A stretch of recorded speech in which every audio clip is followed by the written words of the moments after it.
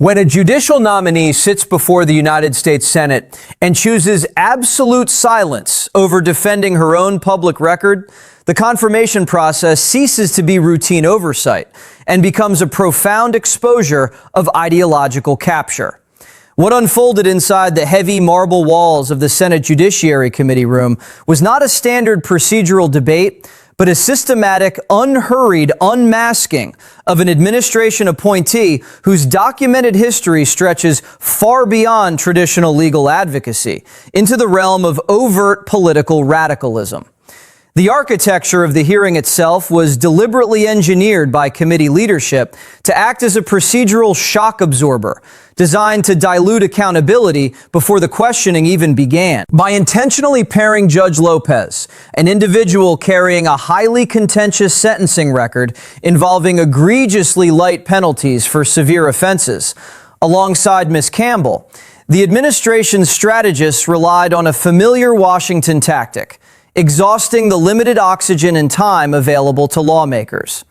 Committee planners fully understood that the sheer moral gravity of a judge handing down a mere 6-year sentence to an offender who victimized a 4-year-old and a 9-year-old, or granting an exceptionally lenient 4-year penalty to a defendant responsible for a tragic infant fentanyl exposure when 30 years was available, would inevitably consume the panel's immediate attention.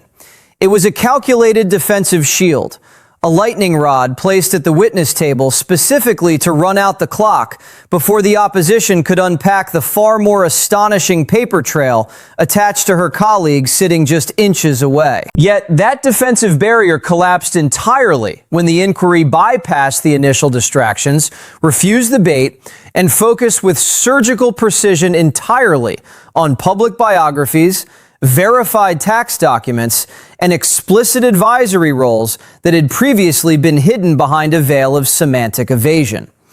Hours earlier, preliminary lines of questioning regarding affiliations with local activist networks were met with carefully constructed, lawyerly deflections. When initially pressed by Senator Grassley about her ties to an organization known as Workers' Dignity, the nominee offered a deliberately narrow response, asserting simply that she did not represent them as legal counsel.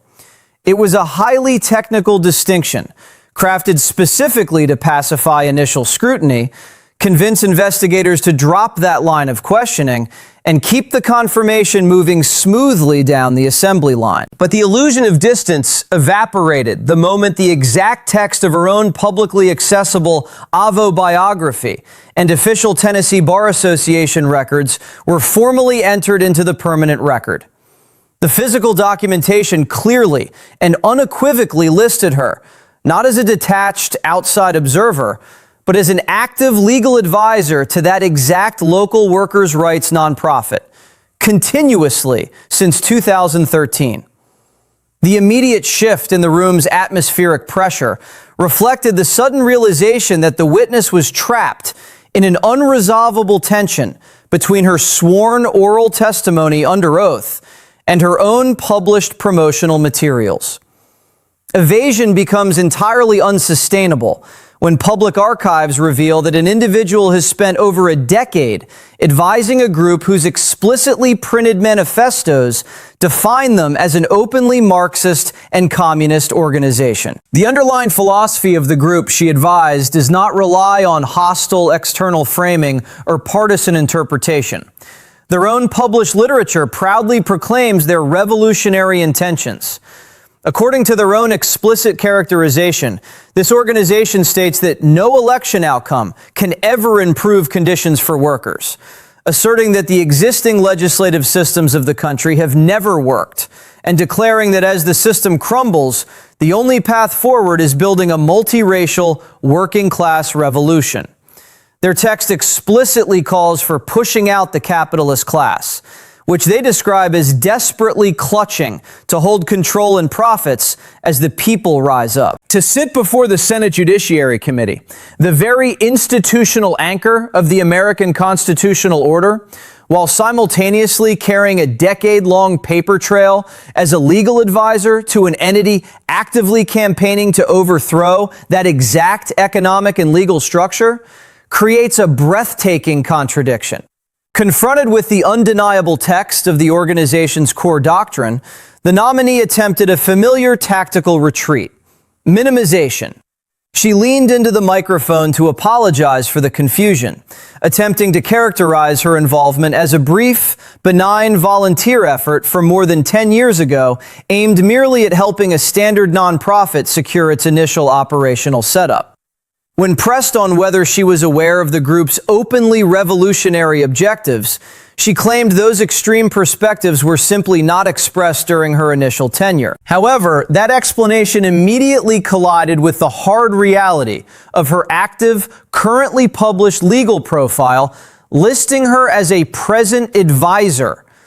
Eliciting a direct answer became an agonizing exercise in real-time evasion, as she repeatedly dodged inquiries regarding exactly how many years had passed since her last point of contact, retreating to the unquantifiable safety of claiming it had been many, many years.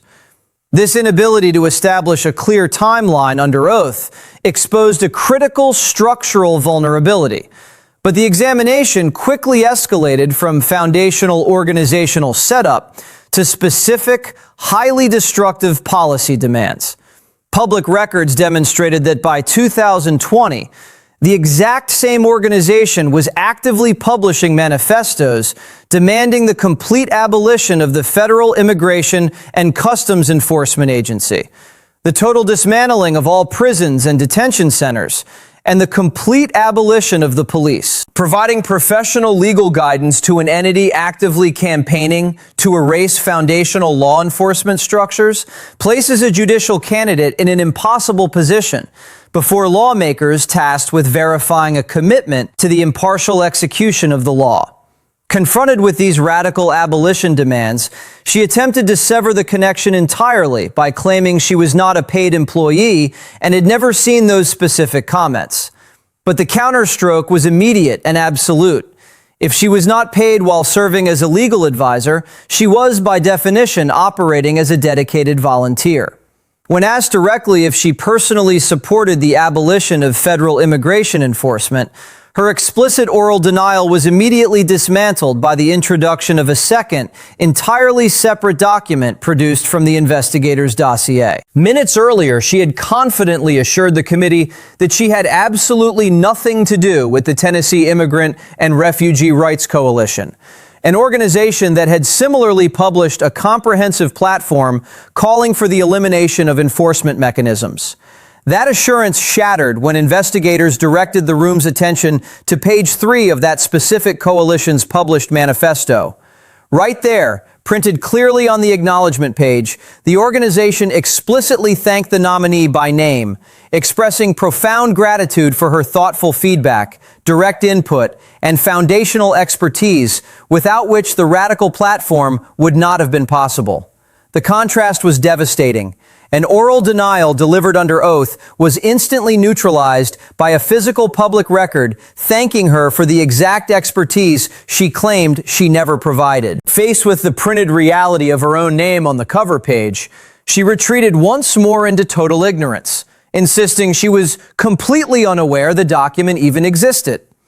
The tension reached its absolute peak when the inquiry pivoted away from organizational platforms and focused directly on personal financial contributions, a metric where plausible deniability ceases to function. The investigation introduced verified Federal Election Commission archives documenting a substantial personal donation of $1,500 to a highly controversial, overtly radical political candidate. This was not a routine contribution to a mainstream campaign, but a direct financial injection into the platform of an activist figure who had publicly branded over 50 sitting members of the United States Senate as proponents of systemic racism, explicitly labeling them Jim Crow senators, and publicly declaring that multiple lawmakers were actively siding with the devil. Transferring a significant sum of personal capital to fund a campaign whose entire public identity relies on delegitimizing and demonizing the very legislative body conducting the confirmation hearing demands a coherent, affirmative justification. Yet as those aggressive, highly uncomfortable quotes were read aloud into the record, echoing off the walls of the chamber, the nominee chose not to mount a defense. She did not explain the policy positions that motivated the transfer of funds, nor did she attempt to contextualize the extreme rhetoric of the recipient. Instead, she offered a slight, unreadable smile and reverted to the exhausted defense that she was simply unfamiliar with those specific comments. Lawmakers pressed relentlessly, demanding to know the affirmative reason behind the financial support, asking what specific qualities she saw in that candidate that justified handing over $1,500 of her own money. At that precise moment, sensing the complete collapse of the witness's narrative, committee leadership attempted to deploy procedural mechanisms to force an end to the exposure. The chairman intervened, pointing to the expiration of the allotted 6 minutes of questioning time and attempting to gavel the proceedings forward to the next speaker.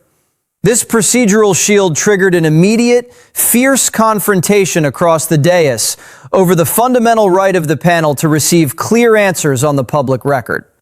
Lawmakers refused to yield, insisting that the witness be directed to respond, and pointing out that sitting completely silent while refusing to provide an affirmative reason for funding radical activism is, by definition, an answer in itself. The prolonged, heavy silence that hung over the room as the gavel finally came down marked a defining, unforgettable moment of modern confirmation battles. It proved irrevocably that when detailed public archives meet a highly prepared, unyielding inquiry, the standard institutional defenses of relying on semantic technicalities, expired clocks, and silent defiance cannot conceal the profound ideological capture of an administration's nominees.